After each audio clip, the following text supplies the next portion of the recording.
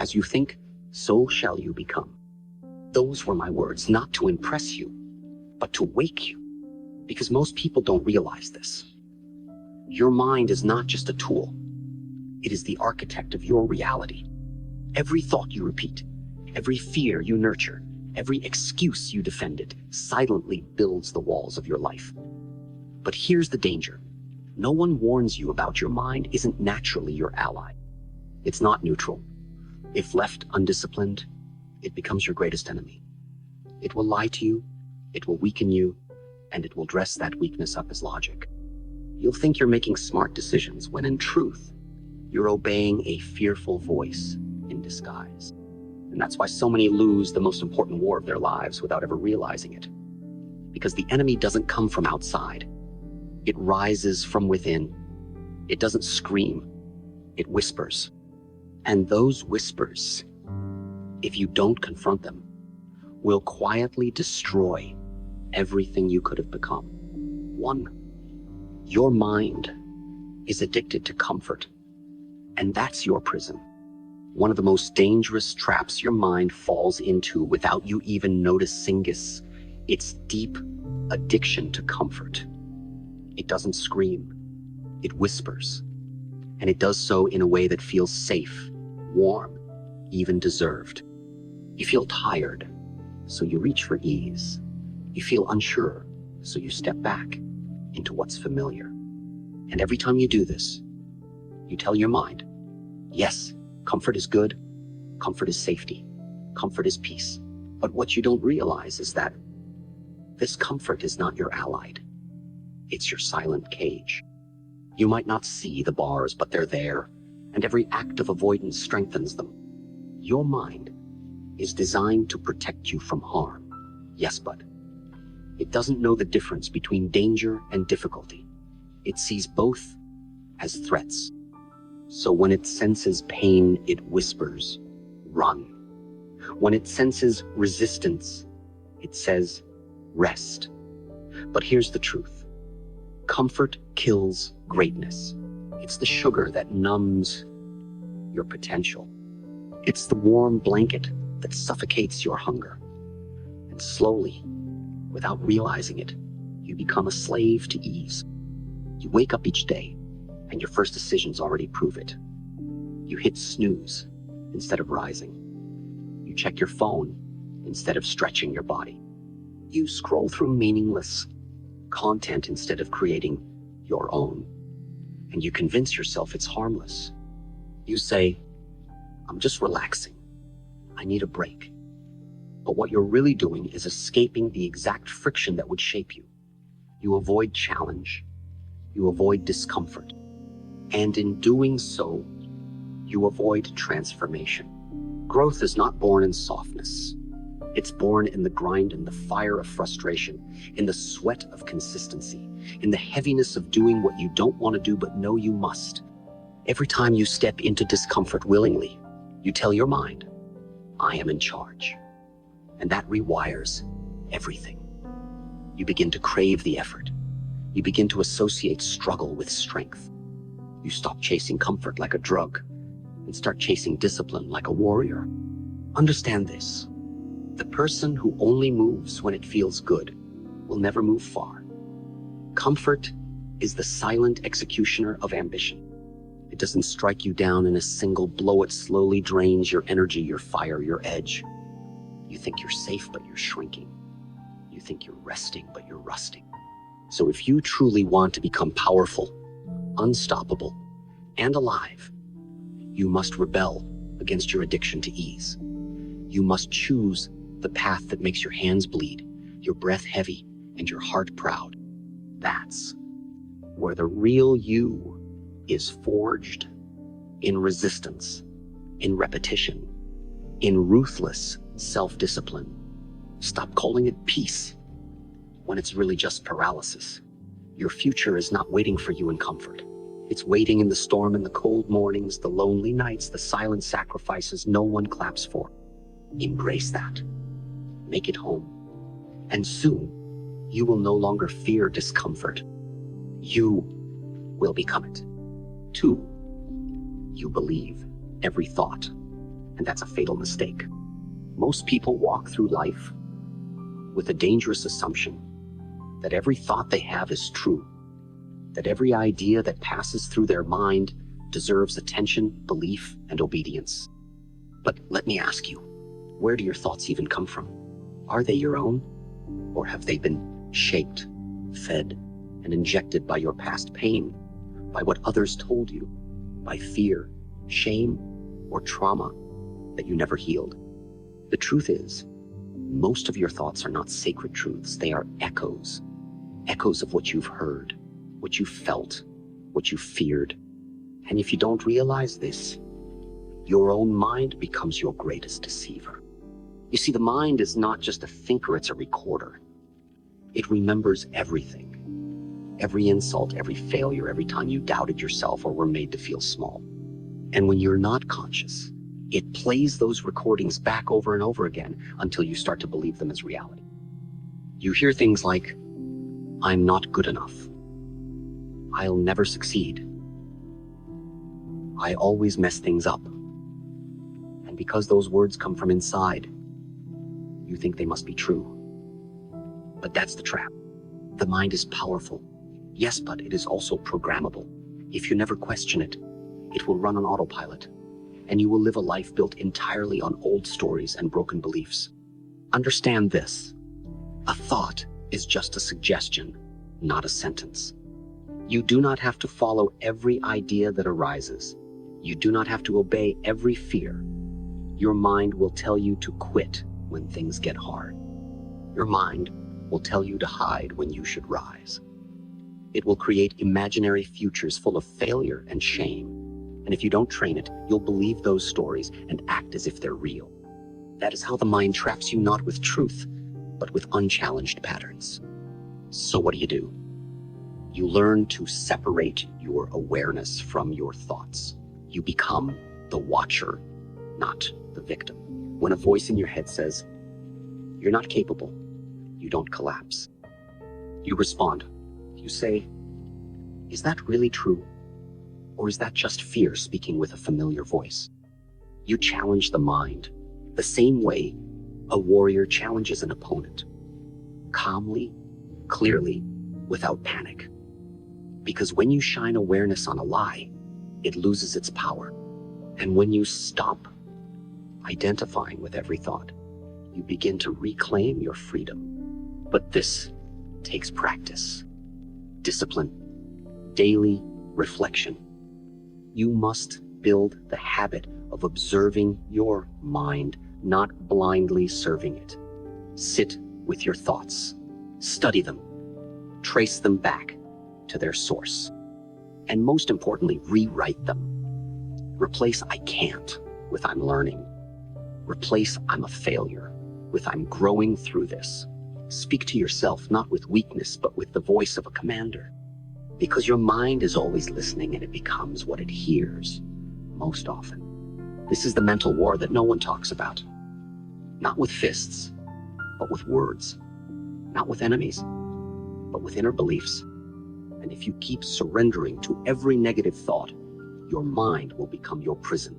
But if you rise and take command, your mind becomes your greatest weapon. So never forget this. Just because a thought appears doesn't mean it deserves your respect. The true warrior is not the one who feels brave all the time, but the one who questions fear, challenges doubt, and chooses power even in the presence of mental noise. Your mind is powerful, but you are the master. 3. You fight the world, but never discipline yourself. You spend your life blaming the world for your pain. You curse your job, your past, your parents, your environment. You think the problem is always outside of you, some enemy, some situation, some injustice that's holding you back. So you fight. You fight people. You fight systems. You argue with strangers. You compare yourself with others. You want to win. You want to conquer. But here's the uncomfortable truth. All that effort, all that energy, all that frustration, it's misdirected. Because while you've been fighting the world, you've neglected the war inside. You see, the real enemy is not out there. It's the part of you that refuses to grow. The part of you that makes excuses when you should be taking responsibility. The part of you that chooses distractions over discipline, that looks for shortcuts instead of sharpening your edge. It's easy to fight things you can't control, but it's essential to master what you can, and that begins with yourself. Look in the mirror. Look at your habits. How do you spend your mornings? How do you react when things don't go your way? Do you train your emotions, or do they command you? Do you build your body, mind, and soul, or do you let them weaken through neglect? These are the real battles. Quiet, private, constant, and they determine everything. Discipline is not glamorous.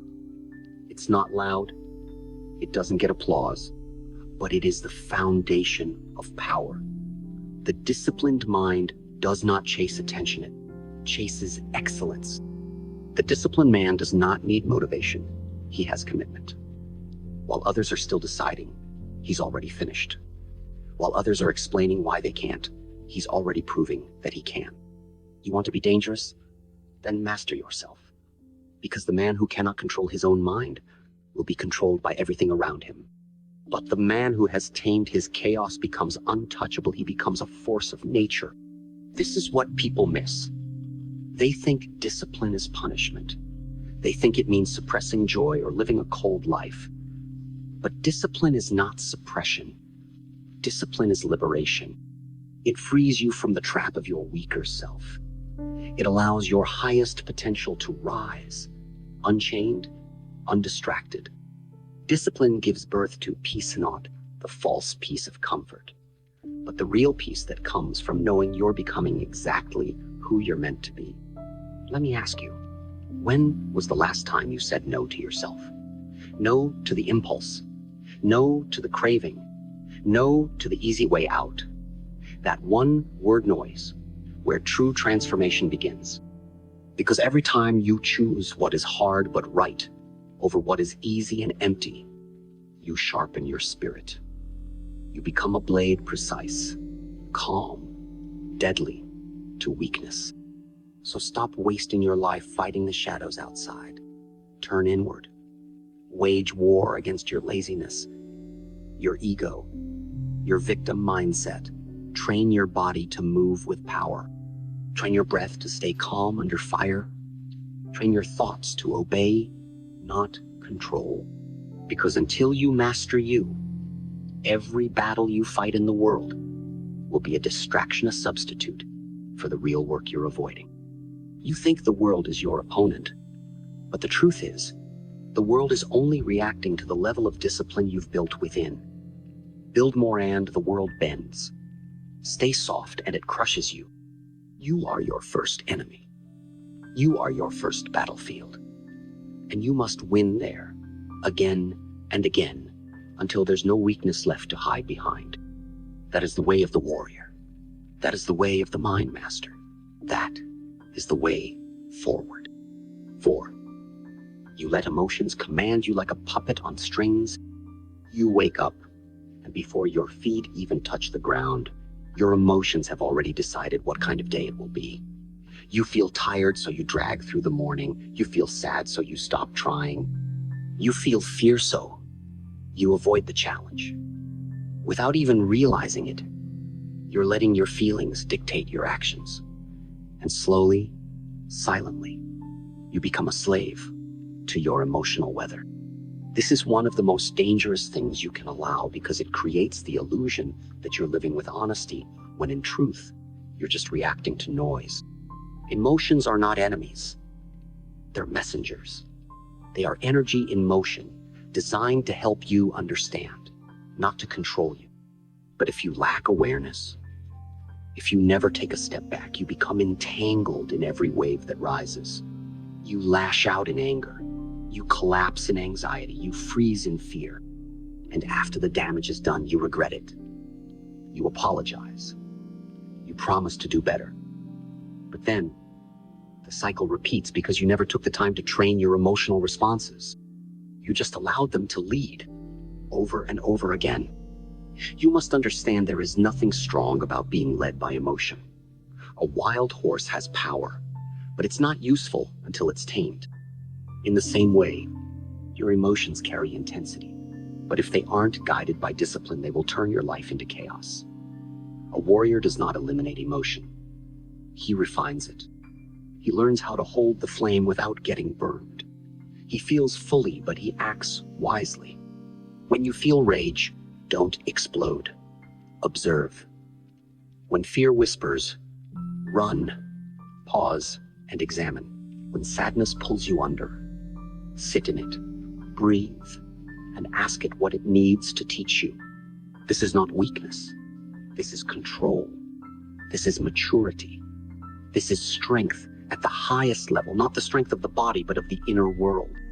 You have been taught to believe that reacting to emotion is natural, but that is survival mode. Warriors don't just survive, they evolve. Evolution requires consciousness. It requires stepping back from the storm inside you and choosing your next move, not out of habit, but out of clarity.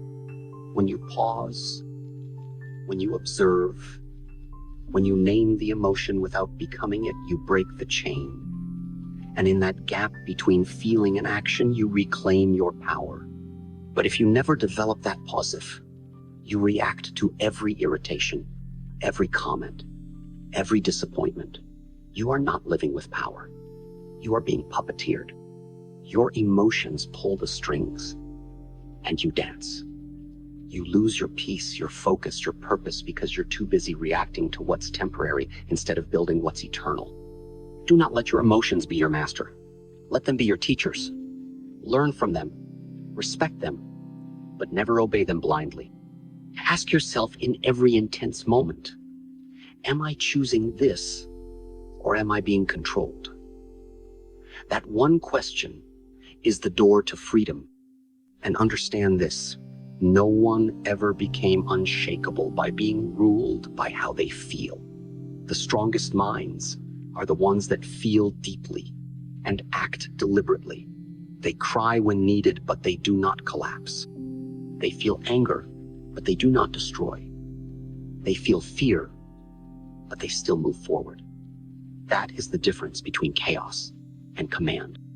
So, train your emotional responses like you train your body. Practice silence. Practice restraint. Practice responding from presence and no panic. That is what makes you powerful, not the absence of emotion, but the mastery of it. When you can feel deeply, yet still choose your actions wisely, you are no longer a puppet. You become the puppeteer. You take back the strings, and then your emotions become allies, not enemies. Tools, not chains. Forces, not prisons. And that, my friend, is when you stop being ruled by storms and become the storm itself. 5. You're distracted, and distraction is slowly killing you. There was a time when the mind was sharp, when people could sit for hours, reflect deeply, and focus like a blade. But now, that stillness has been replaced by noise. That clarity has been swallowed by chaos. You wake up, and the first thing your hand reaches for is not your breath, not your purpose, but a screen. And with that one act, your mind is no longer yours, it's been hijacked. You've handed your awareness to the world, and you didn't even resist. That's how distraction begins. Quietly, harmlessly. But over time, it becomes the silent assassin of your potential. Every beep, every notification, every endless scroll is not just stealing your time, it's fragmenting your mind. And a fragmented mind cannot build anything powerful. You think you're being productive, but your attention's bleeding out. You jump from task to task, from message to video, from thought to impulse, and you wonder why you feel scattered, anxious, and unfulfilled. It's not because you're lazy, it's because you've never trained your focus to stay still. You've let the outside world dictate your rhythm, and now your mind dances to the tune of distraction. Let me ask you something. When was the last time you sat in silence true, without a screen, without noise, without reaching for something to fill the space? When was the last time you gave your full attention to a single breath, a single task, a single conversation, without letting your thoughts wander like leaves in the wind? That skill, the ability to be here, was disappearing. And with it, so is your power. Focus is not just about productivity. It is spiritual. It is the ability to bring your entire presence into this moment and say, this is where I am. This is where I build. A distracted mind cannot create, cannot grow, cannot love, cannot evolve. It can only chase fragments. And fragments will never satisfy the soul. You think distraction is harmless? It is not. It's slow, spiritual suicide. It's 1,000 cuts to your attention, your dreams, your discipline. And the worst part? It feels normal. Because everyone is distracted. Everyone is multitasking. Everyone is scrolling. But that doesn't make it right. That doesn't make it powerful. That makes it a disease, a global epidemic of disconnection. You must become radical in your protection of attention. Cut off what weakens it. Turn off the noise. Close the tabs. Set boundaries. Choose boredom over stimulation. Because boredom is not your enemy. It's the gateway to stillness. And stillness is where clarity is born. In stillness, you remember who you are. You remember what matters. And most importantly, you remember what you were born to build. Distraction feels good in the moment. It's quick. It's easy. It gives you the illusion of movement. But illusion is not progress. It's just motion without direction. Focus, on the other hand, is uncomfortable at first. It requires resistance. It requires sacrifice. But it pays you back with results that distraction can never give. Mastery, depth, impact, legacy. So make your mind a temple, not a marketplace. Let silence return. Let depth return. Reclaim your focus like a warrior retrieving his sword from the mud, because that sword is the only thing that can cut through the noise of this world. And remember this, in a world addicted to distraction, stillness is rebellion. And in that rebellion lies your freedom. 6, you seek validation, and that's the fastest way to lose power. One of the greatest tragedies of the modern mind is how deeply it craves to be seen, how desperately it needs to be acknowledged, to be accepted, to be approved by others. You post a thought and wait for likes. You achieve something and look around, hoping someone claps. You speak and then check faces, hoping they smile. This constant need for external approval is not harmless. It is not a small weakness. It is a virus. It poisons your power from the inside out. Because the moment your sense of worth becomes dependent on what others think, you have already surrendered your freedom. Let me tell you something. The man who cannot move unless he is praised will never move far. He will always be a prisoner to the opinions, judgments, and applause of others. He will shape his actions not based on truth or discipline, but on how loud the cheering is. And when the cheering stops, so does his motivation. That is not power. That is performance. That is not self-mastery. That is slavery dressed in popularity. You were not born to live on borrowed approval. You were born to walk your own path, even if no one is watching, even if no one understands, even if they mock, reject, or ignore you. Because if you need others to believe in you before you act, you are not led by strength, you are led by fear of rejection. And fear is no foundation for greatness. Look closely at how much of your day is built around being liked. The way you speak, the way you dress, the things you say and don't say. How often are you silencing your truth to be more acceptable to others? How many times have you buried your fire to keep someone else comfortable? That is not kindness. That is self-abandonment. The one who seeks validation is constantly shape-shifting, changing masks, adjusting their light, shrinking their voice, hoping to be just enough to be loved. But let me ask you, how can you become whole when you're constantly splitting yourself into pieces to please the world? You can't. You can't build a strong identity while watering it down for approval. You can't stand firm in your power if your foundation is built on someone else's permission. True power begins the moment you stop asking for it. When you wake up and move with intention, not for applause, not for praise, but because it is right, because it is real, because it is yours. That kind of movement cannot be manipulated. It doesn't rise or fall based on opinion. It is rooted in something far deeper: self-respect. When you stop chasing validation, your actions become pure. Your energy becomes focused. Your path becomes straight. You stop wasting time trying to be understood, and you start using time to become undeniable. The crowd may not clap, but you're not here to entertain. You're here to become. Think of a mountain.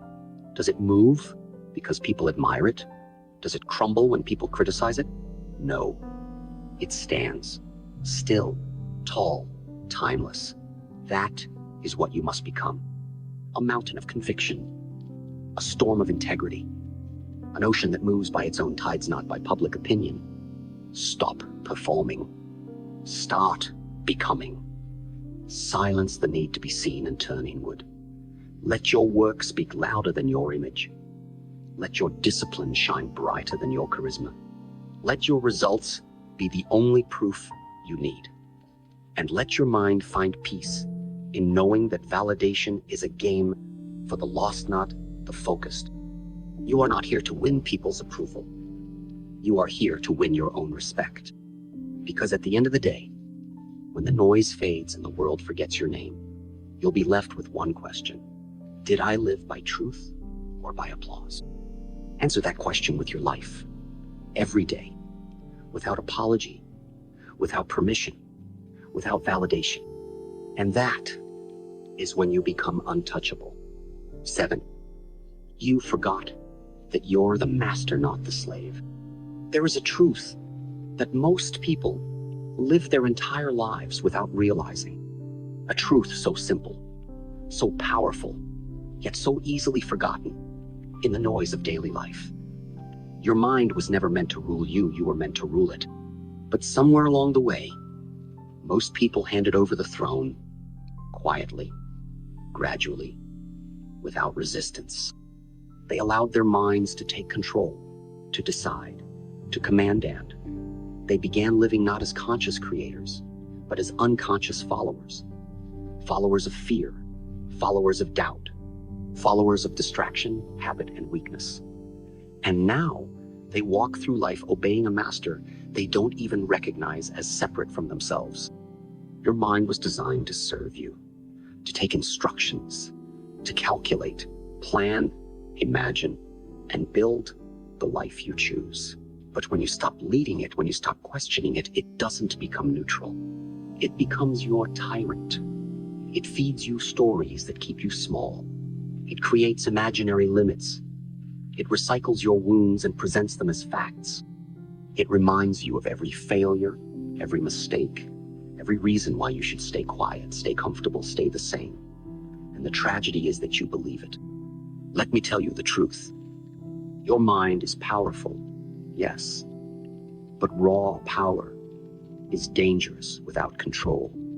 A wild horse is strong, but it crashes into trees without guidance.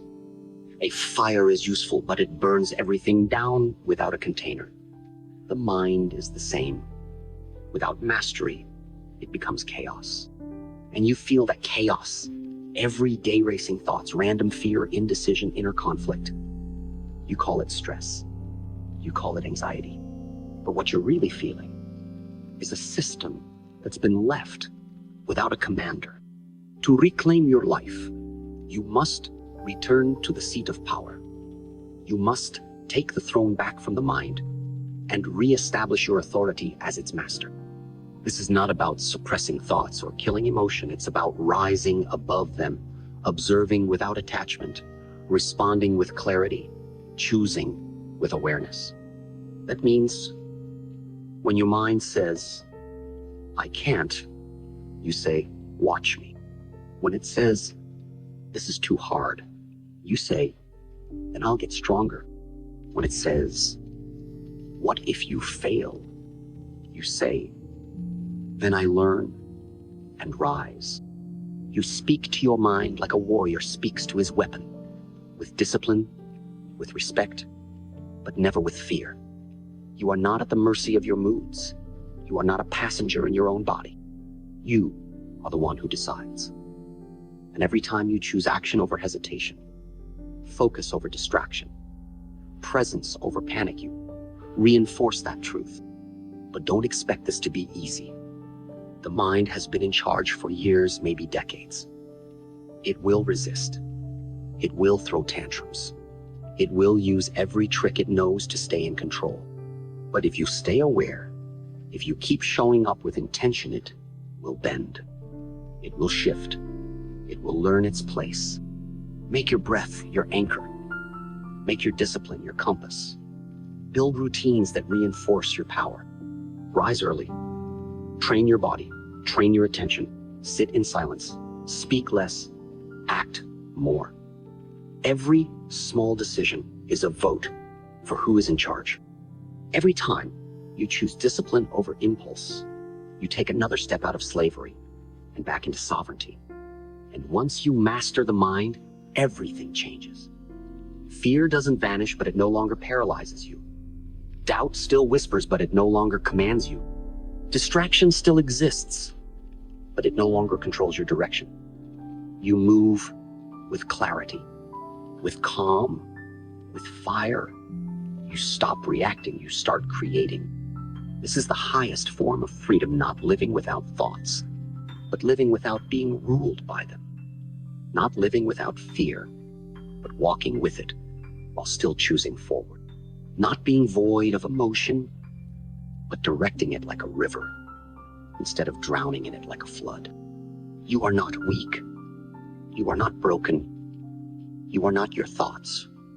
You are the one who witnesses them. You are the one who can rewire them. You are the one who can stand in the middle of mental chaos and declare, I am not my mind. I am its master. And when you do that, not once, but every single day, you become unstoppable. Not because life gets easier, but because you become stronger, sharper, clearer, more dangerous to your limitations than they ever were to you. So remember this. Your mind is your tool, your servant, your sword, but never your king. Take back the throne, command with presence, live with precision, and lead with power. Because once you master your mind, you don't just change your thoughts, you change your life. 8, you confuse thinking with acting, and that's why nothing changes. Most people live in their heads, constantly thinking, planning, analyzing, worrying. They mistake this storm of mental activity for progress. They sit in silence and believe they are building something because their mind is busy. They lie awake at night, thinking about their dreams, their goals, their next move, and convince themselves they're taking action. But thinking is not action. It's potential. And potential that is never expressed becomes a burden. Understand this. The mind is a brilliant architect, but it cannot build with thoughts alone. A plan in your head changes nothing in the real world. An idea, no matter how beautiful or revolutionary, means nothing if it stays locked inside your skull. Thinking must lead to movement. Otherwise, it becomes your cage. This is the trap most people fall into. They overthink everything. They wait for the perfect moment. They want to be certain. They want every detail to be clear before they take the first step. But life doesn't reward thinkers. It rewards doers. The mind, when left unchallenged by action, becomes a chamber of self-doubt, fear, and paralysis. The more you think without acting, the heavier your thoughts become. You spiral. You question yourself. You start believing that your confusion means you're not ready. But confusion is not a stop signal, it's a signal to move. Let me tell you something I've learned through pain, sweat, and silence. Clarity is not found in thought. It is found in motion. You want to understand something? Take action. You want to grow stronger? Step into the unknown. You want to become powerful? Then stop analyzing every detail and start doing the work. There is a wisdom in the body, in action, in repetition, that the mind can never access on its own. You can read 1,000 books, watch 100 motivational videos, write down every goal, but none of it will matter unless you build, unless you execute, unless you fall, bleed, get up, and do it again. Because only through action do you reveal who you really are not, who you imagine yourself to be. The overactive mind convinces you that you're making progress when really you're standing still. It offers endless rehearsals of what could go wrong. It loves to ask, what if? But it never gives you the answer that only action can provide. And the longer you stay stuck in your head, the further you drift from your own potential.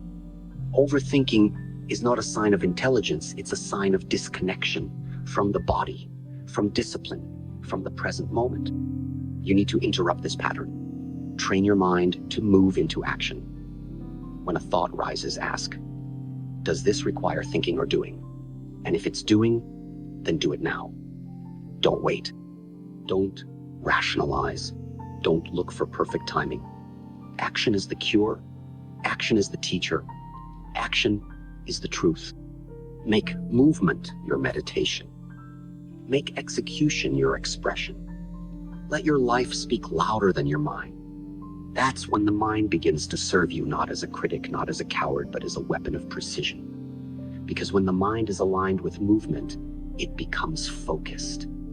It sharpens. It no longer loops in. Fear it locks in on the target. And understand this. Hesitation is the language of the weak mind. Decisive action is the language of the disciplined one. You don't need to be fearless to act. You need to act despite fear. You don't need to be certain. You need to move anyway. And as you move, you become. You transform, you evolve.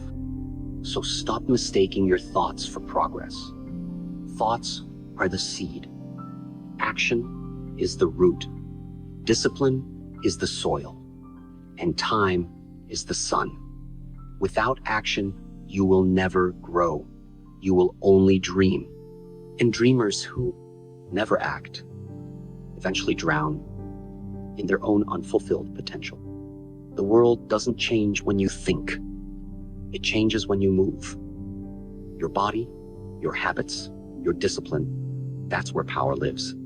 So rise, act, execute. Turn your silent intentions into loud transformation. Because the mind alone is not enough. But the mind commanded by action, that is unstoppable. 9, you let the past program you instead of rewriting the code. Your mind is not just thinking in the present, it's repeating patterns from the past. And unless you wake up to this fact, you will keep living the same story over and over again, just with different faces, different places, and different masks. You are not just dealing with reality, you are dealing with old programming. The voice in your head is not new. It is ancient. It was shaped by your childhood, by your fears, by your wounds, by every moment where you felt powerless, humiliated, abandoned, or unseen. And now, those unhealed experiences are silently directing your thoughts, your decisions, your reactions, without your permission. You think you're making conscious choices, but in reality, your mind is replaying an old script. A script that says, don't speak, people will laugh. A script that says, don't try, you'll fail. A script that says, play it safe, stay small, stay hidden, don't get hurt again. And because the mind wants to protect you, it keeps you locked in that cage, a cage built not with steel, but with memory. But let me ask you, how long are you going to let your past define your future? How long are you going to obey thoughts that were born from moments that are already gone? The wound may have happened years ago, but if you're still obeying its voice, the injury is happening now. And that means you are not free. You are not acting. You are reacting. You are not growing. You are surviving. And survival is not enough for a warrior. You must understand this. Your mind collects information, but it doesn't know how to update it on its own. If you don't rewrite the code, it keeps running the same program. You become the adult version of a child still carrying emotional bruises from decades ago. You sabotage opportunities, push away love, fear, success, and then wonder why your life feels stuck. But it's not life that's stuck, it's your script. So what do? You become conscious. You become still enough to see the pattern when it rises. When that familiar voice whispers, you're not enough, don't fight it, but expose it. Ask it, where did you come from? Who planted you? What moment are you repeating? And once you identify the root, you stop watering it. You stop feeding it your energy. You stop confusing your past voice with your present truth. But that's not all. You can't just erase old programming. You must replace it. You must write new code. Not with theory, but with consistent action. If the old voice says, you can't, then prove it wrong every single day through disciplined behavior. If the old voice says, no one values you, then show up with so much strength, value, and presence that even your mind can no longer deny it.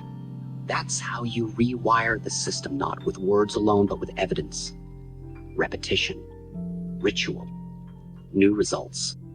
And listen carefully, this isn't about pretending that the past didn't happen. The pain happened, the failure happened, the betrayal, the shame, the silence, they're real. But what's more real is your power to alchemize them, to take the same fire that burned you and use it to forge a weapon. That's what a warrior does. He doesn't run from his past, reclaims it. He stands inside it and says, this may have shaped me, but it no longer commands me. This is how true transformation begins. You wake up, you realize the prison was unlocked the whole time. You step out of the old story and begin to write a new one, not one rooted in wounds, but in will. Not one rooted in memory, but in mastery. Let me be clear. Your past does not have the right to define who you become. It may have influenced you, but you get the final say. You are the author now. You are the architect now. You are not the result of what happened to you. You are the result of what you choose to do about it. So, take the pen back, rewrite the narrative, and live in such a way that even your past has to rise and salute you. Because a powerful mind is not one that forgets the past.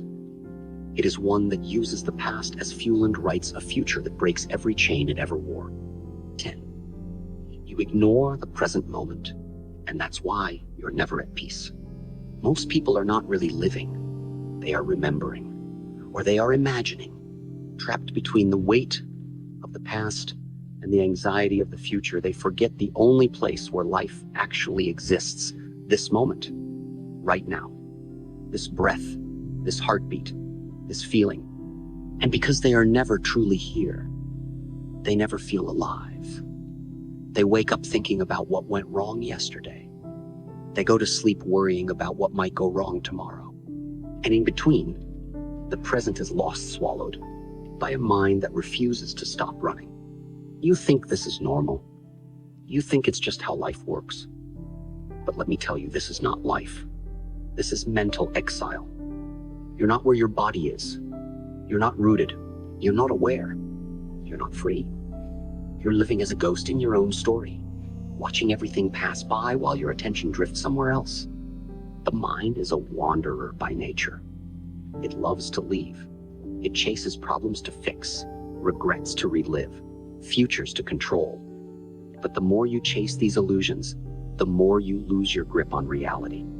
You begin to miss the beauty in front of you, the power in your breath, the gift of the people you love, the strength in your body, the silence between your thoughts. You start treating life like a task list instead of a sacred experience. You scroll through moments like you scroll through your phone, impatient, distracted, disconnected. And then you wonder why nothing feels meaningful anymore, why your victories feel hollow, why even your joy feels anxious. It's because you've forgotten how to arrive. You're always on the way to somewhere else. But peace doesn't wait for you at the next achievement, or the next relationship, or the next breakthrough. Peace is only found here, now, in the stillness you keep avoiding. Let me ask you, when was the last time you actually tasted your food? Not just chewed and swallowed, but fully felt the texture, the flavor, the miracle of nourishment. When was the last time you walked outside without rushing and listened to the wind, the birds, the rhythm of your own footsteps?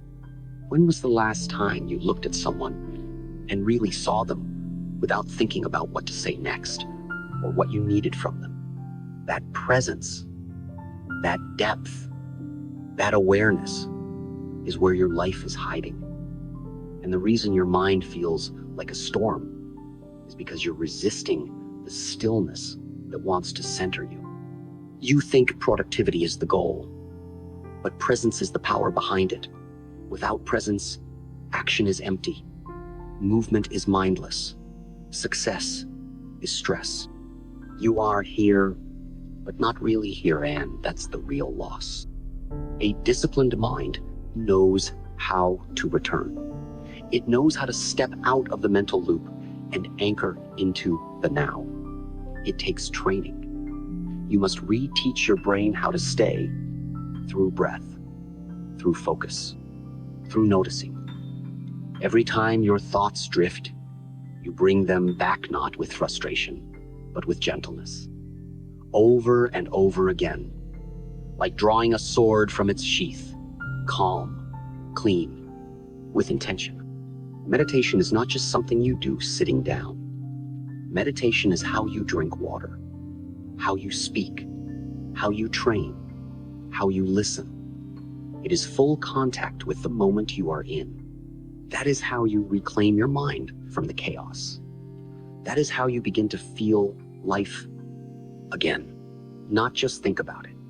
Because let me tell you, everything you're chasing is already here, waiting to be seen with clear eyes. Peace is not in the future. Joy is not a destination. Power is not a theory. They are all here in the simplicity of presence. But if your mind keeps running ahead or reaching back, you will live your entire life without ever actually meeting it. You want to stop feeling overwhelmed? Be here. You want to feel fulfilled? Be here. You want to stop the war in your mind? Call your awareness home. Stand still. Breathe deep. Feel everything. And realize you don't need more. You need less. Less noise. Less thinking. Less control. And more presence. The warrior is not the one who never thinks. She's the one who knows when to stop. Who knows when to set the sword down. Who knows that the battlefield of the mind is won not just through discipline, but through deep, unwavering presence. So return to this moment, again and again, until your mind bows, until your breath leads, until your life stops passing you by and starts flowing through you. Because the most powerful mind is not the loudest. It's the one that is here, now. 11. You feed the mind, but starve the soul, and that's why you feel empty. In this world of information, your mind is always full.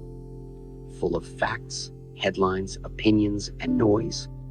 You read books, you watch videos, you listen to podcasts, you consume, constantly feeding your intellect. But despite all that knowledge, you still feel lost. You still feel heavy. You still feel like something is missing. And that's because you're making a mistake that almost everyone makes. You are feeding your mind, but you are starving your soul.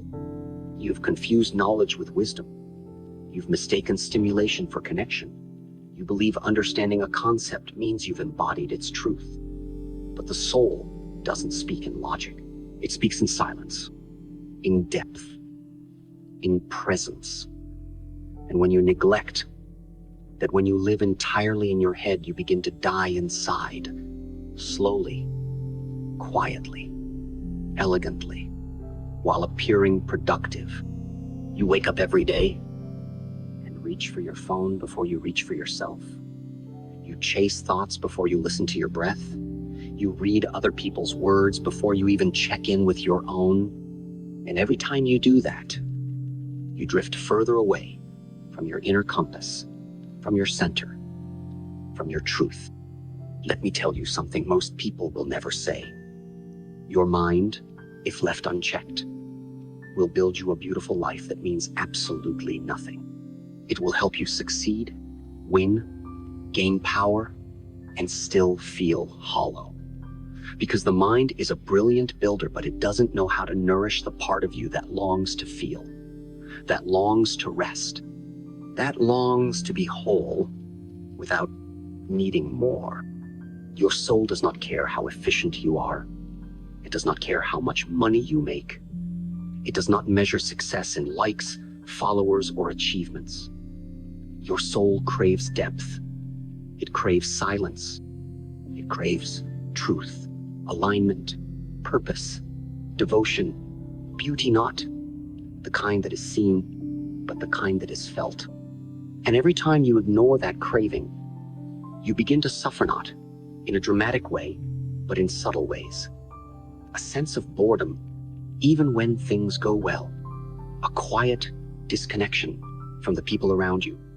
A creeping emptiness that no amount of success can fix. This is not weakness. It is a signal. It is your soul trying to get your attention, telling you, I'm still here. I've always been here, but you've forgotten me. And if you want peace, not just productivity, you must return to it. You must return to yourself. So how do you do that? You unplug. You sit. You breathe. You feel. You listen. You do nothing not to waste time, but to remember what you've been running from. You create space not to escape, but to reconnect. You walk in nature. You stare at the sky. You write without editing. You cry without apology. You speak to yourself with honesty instead of performance. This is not soft. This is not weakness. This is the highest form of strength. To slow down in a world that worships speed. To feel deeply in a world that numbs itself with distraction. To turn inward when everything else tells you to chase outward. And yes, the mind will resist. It will tell you this is pointless. It will beg you to go back to your screens, your tasks, your achievements. Because the mind fears what it cannot control. And the soul cannot be controlled. It can only be honored.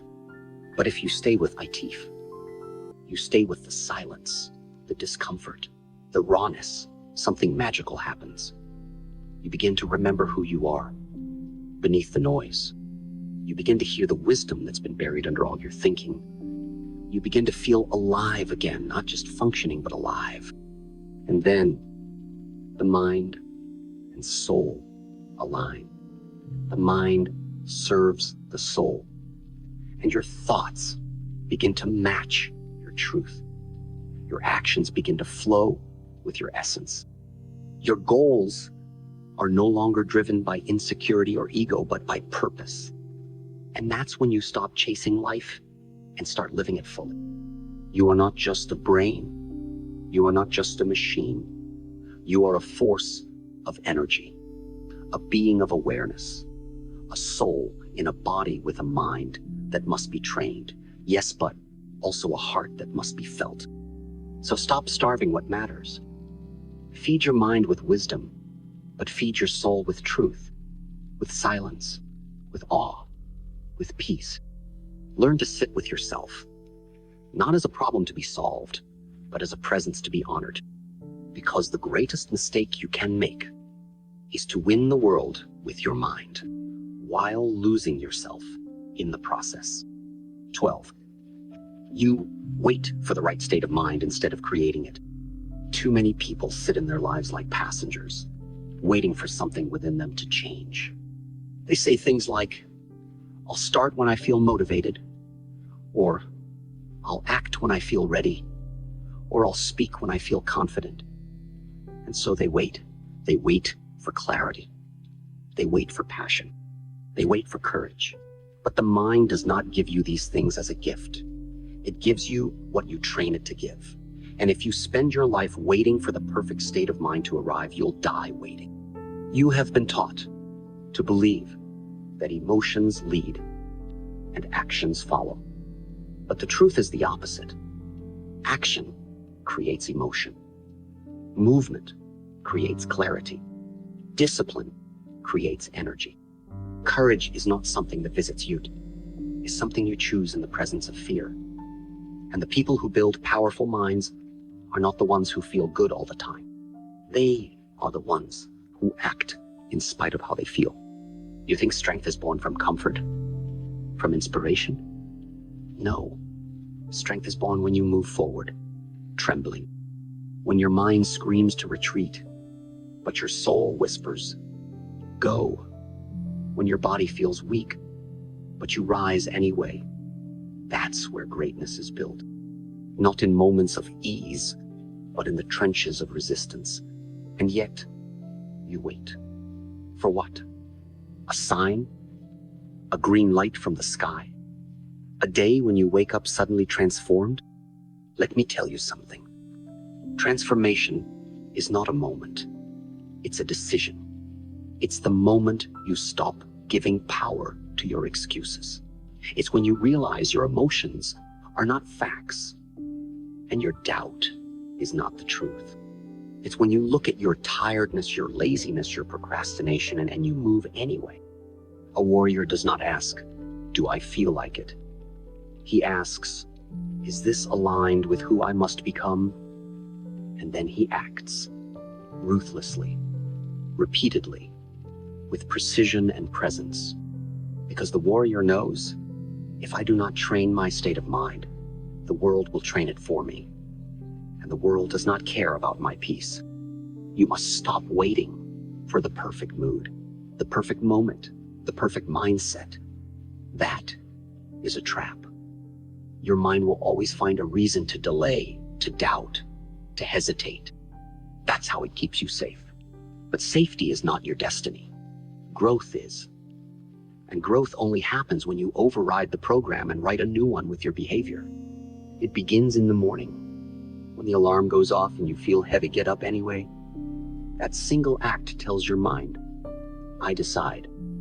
It happens during your training. When you want to quit, keep going anyway. That tells your body, I lead. It happens when you sit to do the work. When distraction pulls at you, return anyway. That tells your focus, I'm in control now. These repetitions are not small. They are rewiring your entire system. Every time you choose action over emotion, you reclaim your throne. Every time you act with intention, you are telling the mind, you work for me, not the other way around. You become the source, the fire, the initiator. You stop reacting to the world and start shaping it. And in that shift, you no longer rely on motivation, confidence, or readiness. You become your own source of momentum. You create your own emotional weather. You enter every day as the storm, not waiting for the right conditions, but bringing them. This is true self-mastery. It's not about always feeling powerful. It's about always acting powerfully, regardless of how you feel. That is what separates the average from the unstoppable. That is what turns potential into reality. So stop sitting on the sidelines of your own life, waiting for the right mindset to arrive like a gift wrapped in gold. It's not coming. You must build it. You must create the state that allows you to move mountains, not by magic, but by movement. Not by waiting, but by willing it into existence. You are not a victim of your state of mind. You are its creator, its author, its master. And once you accept that truth, not just with your words, but with your actions, then nothing, and I mean nothing, will ever stop you again. 12 truths, 12 blades, 12 silent wars. You've been losing every day, not because you were weak, but because you were unaware. You weren't lazy. You were untrained. You weren't broken. You were misled. You kept feeding your mind like it was your master, listening to its stories like they were scripture, obeying its fears like they were facts. And that's how the war consumed you quietly. In small choices, in unseen habits, in the shadows of your own thinking. But now the lights are on. The battlefield is clear, and there is no going back. You've seen where the real enemy lives. Not in other people, not in circumstances, not in failure, but in the unchecked, untrained mind that whispers doubt, invites distraction, clings to comfort, and waits for permission to live. This is your call to arms, not against the world, but against everything within you that has kept you small. This is your moment to rise not as someone who knows more, but as someone who becomes more. Because the mind will keep playing the same old song unless you smash the instrument and rebuild it with your own hands. So, what now? Now, you stop feeding weakness. You stop delaying your destiny. You stop waiting for peace to arrive and you forge it through discipline.